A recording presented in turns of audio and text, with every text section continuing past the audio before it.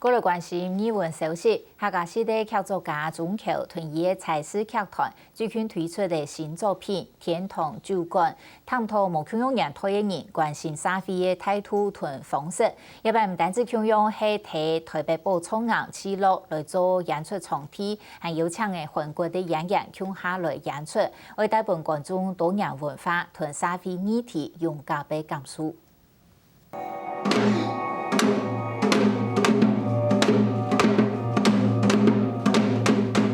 法国哲学家萨蒂嘅作品《无路好行》过夜天堂酒馆，讲嘅系两个雕粉呢，带动上面无共用年代嘅社会运动人士，去到天堂嘅半路诶，表现出人死亡过后，还可以继续向外寻出生命嘅出口。萨蒂困境途中，前路唔多好行。一摆吼，做得带出无共用年代嘅人，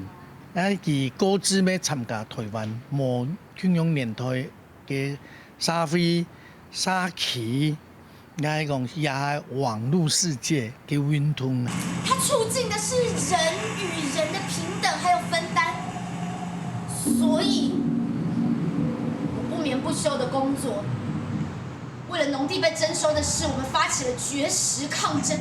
起出同14議題過相關，收納非法公司強占田區韓國名路串聯街路空間。最面又講出韓國島嘅空間係希望辦法解決問題嘅無奈何，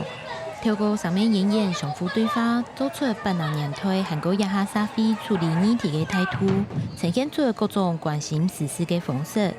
我背着相機衝了出去，我踩到人，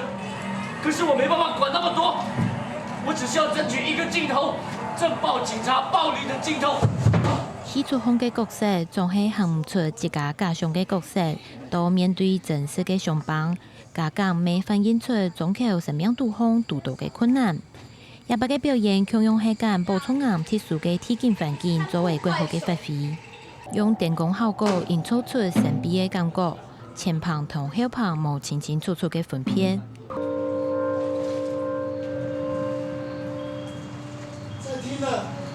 韓國韓國式嘅演員傳統嘅演出風格，和奇巧嘅夾捏嘅配角嘅文化，虛假真實，演員真情流出來嘅模子，希望大幫戲劇中嘅演出，讓觀眾看過嘅很啲好真相，回到現實。